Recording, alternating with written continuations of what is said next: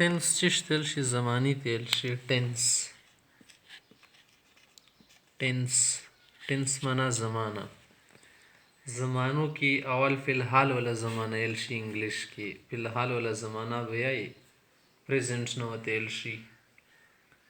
خو دا پریزنټ ولا کومي قاعدې دي کنه دو اول د کول پکور دي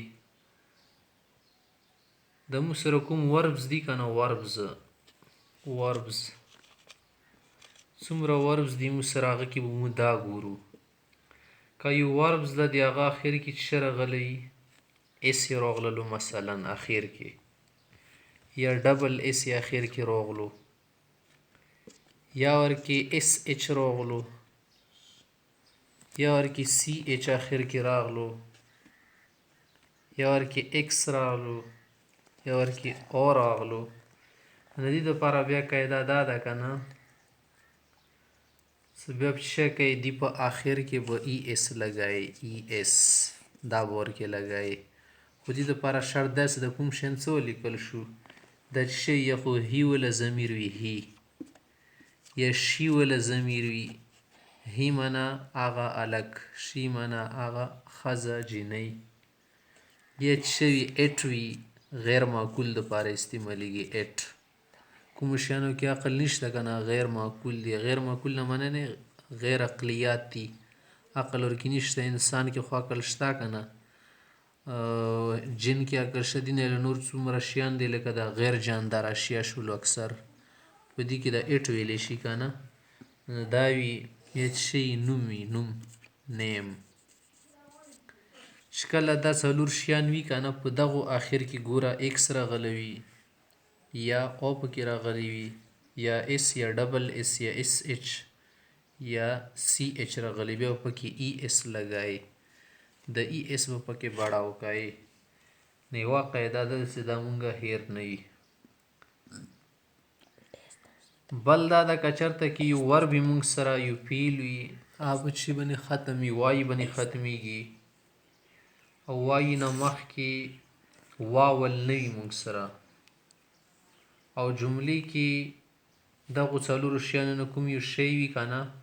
نو بیا به ته د وایي ختمایي هغه په ځای باندې به آی لګی اخر کې به د ای اس ولا اضافه کوي ګوره مونږ سره یو لفظ ده لکه کرایي معنی تللي وهل اوازونه کول دا مونږ سره څه ده یو نون ده که نه یو اسم ده همدا شی ته ډرای وچ ته ویل شي ډرای دا مونږ سره یو نون وشمره یو وصف ته یو اډجکټیو والا معنا لري اوس دې ته ګوره په آخر کې وایي شته که نه دی په آخر کې وایي شته د دی په آخر کې وایي شته خو واول پکې نشته چې واول پکې نشته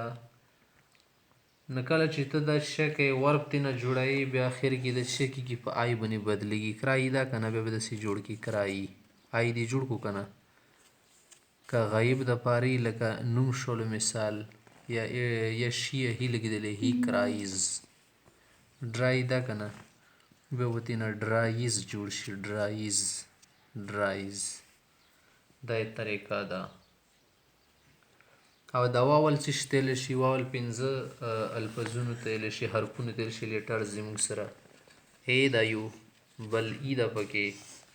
بل آی ده بل پکې او ده بل پکې یو د دې ته واول ویل شي یو کانسوننټ وي که نه مونږ سره اصلي حرفو ته ویل شي کانسوننټ یو ته واول ویل شي دغې کانسوننټ او د واول نه ورډ جوړیږي ورډ د همدې نه جوړیږي کوم یو لفظ جوړی کرایي ده که نه اوس دا لفظ دی کې کانسوننټ دي ټول مثلا یو لفظ جوړ که همدغه ورډ لفظ ده ګوره پکې ډبلې کانسوننټ ته ښه ده او پکې څه شوله واول شولو آر چې د کانسوننټ ته ډي کانسوننټ د دې نه ورډ جوړیږي بیا ورډونه خپل منځ کې میلی بیا ونه سینټنس جوړیږي بله خبره ده که چېرته کې یو ورب وي مونږ سره هغه ای باندې ختمیږي اواز یې په څه شي ختمیږي اخري حرف ای پکې ورکېږي دې کې به هم اس ولا اضافه کوي لکه رایټ ده که نه دغه څلورو شیانو کې کومې شی وي ګوره دغو څلورو کې مثلا مونږ سره یو لفظ ده ورب ده رایټ معنی لیکل که نه دلته کې بیا چې کله غایب دپاره وایي که نه رایټس به ونه جوړ کړي رایټس هی رایټس شي رایټس نو دا څه شول فی الحال ولا قاعدې شو دي پسې اوس موږ فی الحال ولا ټینس به وایو